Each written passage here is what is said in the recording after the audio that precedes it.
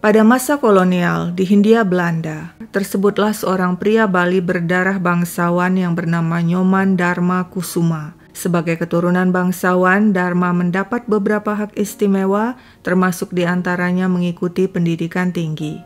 Karena kecerdasannya, dia mendapat beasiswa untuk melanjutkan pendidikan guru di negeri Belanda. Beasiswa itu bersifat mengikat. Jika nanti lulus, Dharma harus mengabdi sebagai guru di Hindia Belanda dengan status pegawai negeri di bawah pemerintahan kolonial Hindia Belanda. Selama tinggal dan kuliah di Belanda, Nyoman Dharma Kusuma diberi nama Belanda yakni Christian Dharma. Dirinya tinggal di rumah Pasutri Eker. Meneer Eker adalah kepala lembaga pendidikan tempat Dharma menuntut ilmu. Pasangan Eker banyak membimbing Dharma tentang tata cara dan nilai-nilai Belanda khususnya dan Eropa umumnya, bagaimana bersikap, bercakap-cakap, berpakaian, bergaul, dan berperilaku. Dharma yang fasih berbahasa Belanda lambat laun menjadi seperti orang Belanda, termasuk gaya berpakaiannya. Meski begitu, di dalam hati tentunya dia tetap orang Bali, tetap seorang pribumi. Usai menggondol ijazah guru di Belanda, Dharma kembali ke tanah air Hindia Belanda. Di sana dia mendapat penugasan sebagai guru di Kweekschool voor Inlandse Onderwijzers atau Sekolah Pendidikan Guru Bumi Putra di Bandung. Sekolah tersebut mendidik murid-murid Bumi Putra yang nantinya akan dipersiapkan menjadi guru di sekolah bagi penduduk pribumi. Di Bandung, Dharma kos di rumah seorang janda Belanda bernama Hermine Tidens Hidema. Hermine memiliki seorang anak perempuan bernama Maria Wilhelmina Knust alias Mina. Ada yang mengatakan Mina anak kandung Hermine dari suaminya terdahulu, tapi ada juga yang bilang Mina adalah anak angkatnya. Selama kos di rumah Hermine, terjalin kedekatan antara Dharma dan wanita Belanda itu. Soal komunikasi tidak masalah sebab Dharma lancar berbahasa Belanda. Dia pun tidak canggung bergaul dengan sesama orang Belanda karena sebelumnya telah bertahun-tahun tinggal dan sekolah di negeri Belanda.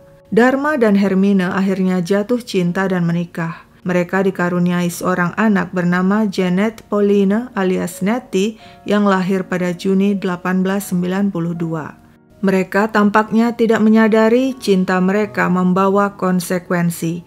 Masalahnya mereka berasal dari golongan atau kaum yang berbeda. Hermine adalah orang Belanda, kaum Eropa berkulit putih, sedangkan Dharma seorang pribumi alias inlander. Hubungan mereka mendapat cibiran dan tentangan. Masyarakat Eropa di Bandung membuli mereka. Rumah pasangan itu dilempari buah busuk, anjing peliharaan mereka diracun. Terpaksa Dharma dan Hermine pindah dari kawasan pemukiman orang-orang Belanda dan Eropa dan memilih tinggal di kawasan pemukiman pribumi. Hermine kehilangan banyak teman-teman Eropa. Dia jadi stres, depresi. Mungkin dia menyesali pernikahannya dengan Dharma. Ternyata meskipun Dharma lulusan Belanda, berstatus guru PNS yang memiliki pekerjaan bagus, tidak menjamin dirinya diterima kaum Eropa, sebab pribumi tetaplah pribumi. Tidak seharusnya seorang Belanda bercampur dan menikah dengan seorang inlander. Hubungan Hermine dan Dharma menjadi renggang. Hermine yang ingin menenangkan diri kemudian pergi ke kota lain selama beberapa minggu, meninggalkan sang suami Dharma dan kedua anak Nettie dan Mina. Selama kepergian Hermine, Dharma yang kesepian hanya berteman anaknya Nettie yang masih kecil dan anak tirinya Mina yang sudah remaja. Lambat laun terjalin kedekatan di antara Dharma dan Mina. Mereka kerap mengobrol dan bercanda, hingga akhirnya hubungan itu menjadi asmara yang membara. Ketika Hermine pulang, dia terkejut dan marah mengetahui hubungan terlarang Dharma dan Mina. Tak terelakkan lagi, Hermine dan Dharma bercerai. Hermine pun pindah rumah dan tiba-tiba meninggal. Tak lama kemudian, Dharma dan Mina menikah. Rumor pun menyebar tentang kematian Hermine yang dianggap mendadak dan tidak wajar. Mungkinkah wanita itu dibunuh untuk memuluskan hubungan cinta Dharma dan Mina? Namun rumor hanyalah rumor, sebab dokter mengatakan Hermine meninggal mendadak karena serangan jantung akibat stres tinggi. Salah satu teman Hermine yang masih setia dan hadir di pemakamannya adalah Betsy Hugh Duane de Vijver. Betsy juga merupakan teman Mina. Dan demikianlah kehidupan pernikahan Dharma dan Mina berjalan normal. Pada September 1899, mereka dikaruniai seorang anak bernama Christine. Dharma berharap pernikahannya dengan Mina akan bahagia, tapi harapan tersebut hanya tinggal harapan. Jarak usia Dharma dan Mina terlalu jauh. Mina sangat muda dibandingkan Dharma. Selain itu, Mina juga merasakan apa yang pernah dirasakan ibunya. Pernikahannya penuh skandal. Dia menikah dengan seorang inlander yang juga adalah ayah tirinya. Orang-orang Belanda dan Eropa lainnya menjauhinya, tak sudi berhubungan dengannya. Mina stres, uring-uringan, siang malam tak pernah bahagia. Dharma pun sebenarnya gusar. Sejak awal kepulangannya ke Hindia Belanda, soal perbedaan status dan kelas sosial ini selalu bikin pusing dirinya. Mau setinggi apapun pendidikannya, mau sehebat apapun pekerjaannya, dia tetap seorang inlander atau pribumi dan mengalami diskriminasi dari orang Belanda dan Eropa yang mendapatkan tempat utama di tanah Hindia Belanda. Dharma yang geram akhirnya mengirimkan surat permohonan persamaan hak kepada Gubernur Jenderal Hindia Belanda, J.B. van Houts. Permintaannya tersebut dikabulkan dan secara resmi Gubernur Jenderal menyatakan lewat surat pada Oktober 1907 bahwa hak-hak dan kewajiban Dharma disamakan dengan orang Eropa. Betapa gembira Dharma. Dia sampaikan kabar baik itu kepada istrinya Mina. Dia pikir Mina tentu senang sebab kini tak seorang pun bisa mencibir mereka lagi sebab status Dharma setara dengan orang Eropa lainnya di Hindia Belanda. Posisi Mina di tengah warga Eropa tentu bisa pulih kembali. Tapi Dharma kecewa ketika Mina merespon hal itu dengan wajah datar. Mina sama sekali tidak gembira dan antusias, yang ada malah tatapan hambar pada suaminya. Sementara itu, di tempat kerjanya di Quake School, Dharma kena semprot atasannya Meneer van Duistert perihal surat dari Gubernur Jenderal itu. Van Duistert bilang Dharma lancang minta persamaan hak dengan kaum Eropa. Sudah mending kamu bisa kerja di sini. Sampai kapanpun kamu tidak akan pernah punya hak sama dengan orang Eropa. Betapa marah Dharma, tapi dia tidak bisa berbuat apa-apa. Dia tetap mengajar murid-muridnya seperti biasa. Namun, beberapa hari kemudian, Van Duistert ditemukan meninggal mendadak di rumahnya. Bisik-bisik mengatakan kematian pria itu tidak wajar. Mungkinkah dia dibunuh? Mungkinkah Dharma yang menghabisinya? Tapi dokter bilang Meneer Van Duistert meninggal karena serangan jantung. Suatu hari usai makan malam dengan sang istri Mina dan anak-anak, Dharma merasa badannya kurang enak. Dia lalu memutuskan jalan-jalan sebentar keluar rumah menghirup udara malam yang sejuk. Tapi di tengah jalan dia merasa semakin tidak enak. Jantungnya berdebar-debar keras, keringat dingin mengucur, tubuhnya gemetar lalu dia ambruk. Ketika Dharma sadar, dia lihat seorang dokter tengah memeriksa dirinya. Apakah dia terkena serangan jantung? Tapi dokter bilang, kamu keracunan, untung kamu sempat muntah hingga racunnya ikut keluar. Dharma kaget. Benarkah dirinya keracunan? Mungkinkah keracunan biasa dari makanan? Atau mungkin ada orang yang sengaja meracuni atau mengiriminya guna-guna? Dharma, meskipun berprofesi guru, berpendidikan Belanda, masih percaya pada hal-hal yang bersifat klinik. Dia percaya pada santet, sihir atau guna-guna, jimat dan mantra-mantra, sama juga seperti kebanyakan orang pribumi pada masa itu. Dharma lalu minta bantuan pembantunya untuk memanggil dukun guna mencari tahu apa yang menimpa dirinya. Dharma merasa ada orang yang tidak suka padanya dan ingin mencelakainya, tapi dia tidak tahu siapa. Beberapa minggu setelah kematian Van Duistert, pimpinan Quake School, terjadi tragedi mengerikan. Malam itu, Jumat 3 April 1908, Dharma dan sang istri Mina tidur di kamar mereka. Tiba-tiba jeritan Mina memecah keheningan malam. Seluruh penghuni rumah yang terdiri dari anak-anak dan pembantu bangun. Di atas tempat tidur, mereka lihat pemandangan mengerikan. Meneer Dharma tewas bersimbah darah dengan leher digorok. Polisi segera dipanggil dan tiba di TKP berdarah. Sungguh malang Dharma, seorang guru pribumi lulusan Belanda yang statusnya baru saja disetarakan dengan orang Eropa, kini tewas dengan cara yang sangat brutal. Kasus tersebut menggemparkan Bandung. Tim penyidik yang terdiri dari polisi dan jaksa penuntut Meneer Teitelbaum yang datang dari Batavia langsung memulai investigasi. Meneer Teitelbaum menanyai Mina, juga Nettie, anak kandung Dharma, sebagai saksi. Menurut Mina, malam itu dia tidur nyenyak, jadi tidak melihat aksi pembunuhan. Saat terbangun, dirinya terkejut melihat seorang pria di kamar dan suaminya Dharma sudah tewas bersimbah darah. Mina sempat melihat sosok si pelaku sebelum kabur. Seorang pribumi berambut keriting, berpakaian hitam dan sepatu putih. Ketika kemudian Mina mengecek brankas yang terbuka, dia terkejut melihat uang sejumlah 3.000 gulden hilang. Sepertinya mereka jadi korban perampokan yang berakhir dengan terbunuhnya Dharma. Tapi Teitelbaum merasa ada beberapa keganjilan. Ketika leher Dharma digorok di tempat tidur, Mina terlelap di sampingnya. Tapi mengapa Mina tidak mendengar apa-apa, bahkan pakaian dan tubuhnya bersih tanpa noda darah? Lalu tidak ada tanda-tanda kerusakan di pintu dan jendela. Bagaimana mungkin perampok itu bisa masuk dengan leluasa? Demikian pula brankas. Mengapa brankas bisa dibuka begitu saja oleh si perampok tanpa kerusakan? Padahal Mina mengakui brankas selalu dalam keadaan terkunci.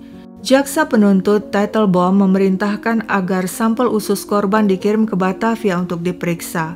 Dia melakukan itu karena sebelumnya pernah terjadi percobaan pembunuhan Dharma dengan racun. Hal ini juga ada hubungannya dengan pengakuan Nettie, anak kandung Dharma, yang mengatakan pada malam kejadian entah mengapa dia merasa mengantuk sekali. Dan saat kejadian itu juga saat bangun dia merasa kepalanya berat dan pusing. Mungkinkah ada seseorang yang membubuhi makanan dan minumannya dengan sesuatu? Jaksa penuntut yang ingin melihat reaksi langsung Mina dan Nettie minta keduanya langsung melihat jasad Dharma di rumah sakit. Saat itu Mina menjerit histeris, sedang Nettie jatuh pingsan menyaksikan kondisi Dharma yang sangat mengerikan. Sementara itu penyidik menemukan hal-hal ganjil. Tampaknya Dharma percaya pada klinik, yakni segala sesuatu yang berhubungan dengan perdukunan. Di kantong pakaiannya ditemukan botol berisi cairan yang disebut sebagai air mata duyung, yakni ramuan pelet yang konon katanya bisa memikat wanita. Ternyata selama ini Dharma selalu membawa botol berisi air mata duyung itu kemana-mana. Di rumah Dharma juga ditemukan tulisan berisikan 7 mantra yang biasanya dipakai untuk menyantet seseorang. Mantra santet itu biasanya dibacakan tengah malam untuk menyerang musuh. Juga ditemukan benda-benda untuk menyantet yang biasanya ditanam di pekarangan musuh yang akan disantet. Benda-benda santet serupa sebelumnya ditemukan di pekarangan rumah Meneer van Duistert yang merupakan atasan Dharma di Kweekschool. Dharma juga memiliki banyak jimat, tapi malangnya semuanya itu gagal melindunginya dari sabetan pisau pembunuhnya. Jasad Nyoman Dharma Kusuma alias Christian Dharma disemayamkan di Kweekschool.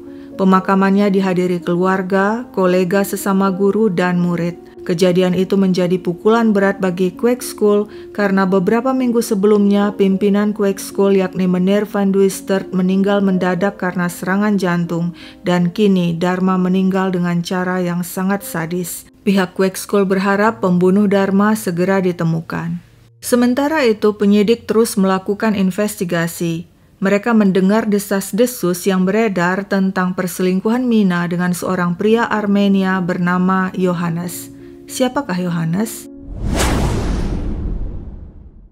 Di masa kolonial, banyak penduduk keturunan Armenia dari Amsterdam merantau ke Hindia Belanda.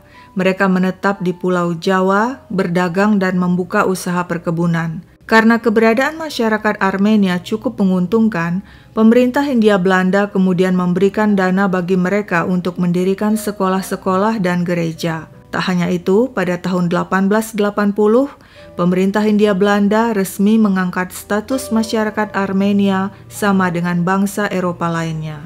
Di Batavia tinggal keluarga Armenia yang memiliki seorang anak bernama Johannes. Keluarga itu punya usaha toko dan ketika beranjak dewasa Johannes ikut bekerja di toko itu.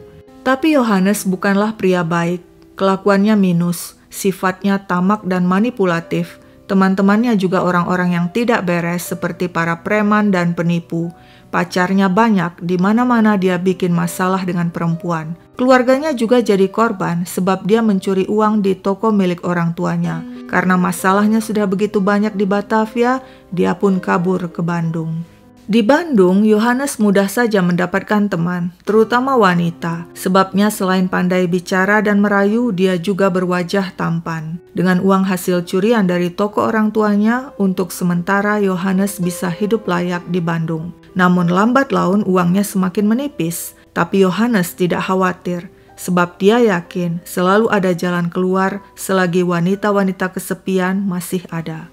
Dan demikianlah Yohanes yang charming dan tampan berkenalan dengan seorang wanita bernama Betsy Hugduin de Wever yang juga tinggal di Bandung. Seperti yang sudah diceritakan di awal, Betsy adalah teman Hermine, ibu Mina. Betsy juga adalah teman Mina. Dan lewat Betsy inilah Yohanes kemudian berkenalan dengan Mina. Keduanya sering bertemu di rumah Betsy. Sepertinya Betsy punya andil dalam hubungan mereka. Meski tahu Mina sudah bersuami, Betsy seolah mendorong wanita itu untuk dekat dengan Yohanes. Mungkin Betsy lebih suka Mina berpasangan dengan seorang pria kulit putih, bukan seorang inlander seperti Dharma. Mina yang kesepian dan tidak bahagia dengan pernikahannya, jatuh hati pada Yohanes yang tampan dan seumuran dengannya. Mina merasa menemukan pria yang tepat baginya. Sejak bertemu Yohanes, Mina yang selama ini stres, sedih, dan uring-uringan jadi berubah ceria dan suka berdandan. Mereka kerap pergi berduaan dengan sembunyi-sembunyi, tentunya dengan bantuan Betsy, melakukan rendezvous di tempat-tempat tertentu. Apakah Dharma mengetahui perselingkuhan istrinya dengan Yohanes, si pria Armenia? Mungkin tahu, tapi mungkin juga tidak. Penyidik menduga pembunuhan Dharma bukan perampokan biasa, melainkan pembunuhan berencana yang melibatkan Mina dan Yohanes. Kemungkinan Mina yang tidak bahagia dengan pernikahannya minta Yohanes untuk membunuh Dharma agar mereka bisa bersama dan menguasai harta Dharma. Yohanes kemudian mencari pembunuh bayaran untuk membunuh Dharma. Menurut penyidik, uang sebesar 3.000 gulden yang menurut Mina hilang dari berangkas sebenarnya adalah upah bagi si pembunuh bayaran. Penyidik pun menanyai Yohanes. Saat ditanyai, pria itu banyak tingkah. Mendadak dia bilang kepalanya pusing dan perlu minuman beralkohol. Tapi setelah diberi minuman beralkohol, dia menolaknya dan malah minta aspirin. Tapi setelah memakan aspirin, dia bilang pengakuannya jangan dianggap serius karena efek sakit kepala dan aspirin bikin pikirannya kacau. Namun penyidik telah mencatat pengakuannya, dan Yohanes memang mengakui dia punya hubungan spesial dengan Mina yang dikenalnya lewat temannya Betsy. Mereka sering jalan-jalan berdua dan bertemu sembunyi-sembunyi. Mina juga sering memberinya uang setiap dia meminta. Tapi Yohanes membantah keterlibatannya dalam pembunuhan Dharma. Demikian juga Mina mengatakan tidak ada hubungannya dengan tewasnya suaminya. Kalau begitu, siapa pembunuh Dharma? Sesuai dengan ciri-ciri yang disampaikan Mina, pelaku seorang pribumi dan berambut keriting. Di Bandung ada seorang pribumi berambut keriting, namanya Baludi, asalnya dari Ambon. Dia punya latar belakang buruk, suka mencuri dan kabarnya juga menawarkan jasa sebagai pembunuh bayaran. Polisi pun meringkus Baludi dan menanyai pria Ambon itu. Dia mengaku dialah pembunuh Dharma dan merampok uang di berangkas milik Dharma. Baludi mengatakan dirinya melakukan aksi itu seorang diri tanpa suruhan siapapun. Sidik jari berdarah yang ditemukan di TKP juga sama dengan sidik jari Baludi. Ketika kasus pembunuhan Dharma disidangkan, semuanya dihadirkan termasuk Baludi, Yohanes, dan Mina.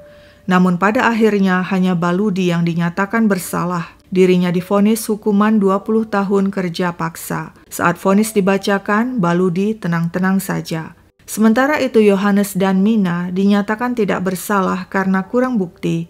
Mereka bebas. Yohanes menebar senyum di persidangan dan mendapat ucapan selamat dari keluarga dan teman-temannya. Orang tampaknya maklum saja Johannes dan Mina bebas sebab mereka adalah warga Belanda, orang Eropa. Cukuplah sudah Baludis Inlander yang mendapat hukuman. Seolah hidup Dharma tidak berarti, sebab dirinya seorang Inlander meskipun dia telah mendapatkan pengakuan kesetaraan hak dengan kaum Eropa, namun ternyata itu tidak berarti apa-apa. Seperti yang pernah dikatakan atasannya di Kweekschool, Meneer Van Dwistert, sampai kapanpun kau tidak akan pernah punya hak yang sama dengan orang Eropa. Kisah nyata pembunuhan Nyoman Dharma Kusuma yang melibatkan intrik percintaan dan perselingkuhan ini cukup dikenal pada masanya. Kisah ini pernah diangkat oleh Rosihan Anwar, jurnalis dan penulis Indonesia dalam buku yang berjudul Sejarah Kecil Indonesia. Kisah nyata ini juga diangkat dalam sebuah novel roman berjudul Geblikte Ziel karya Reggie Bay. Ada informasi yang mengatakan, sepertinya Dharma punya firasat ajalnya akan tiba, sebab beberapa jam sebelum kematiannya dia bilang, "Jika saya mati, saya ingin dikuburkan dengan setelan jas baru." Sekian dulu ceritaku, sampai jumpa kapan-kapan.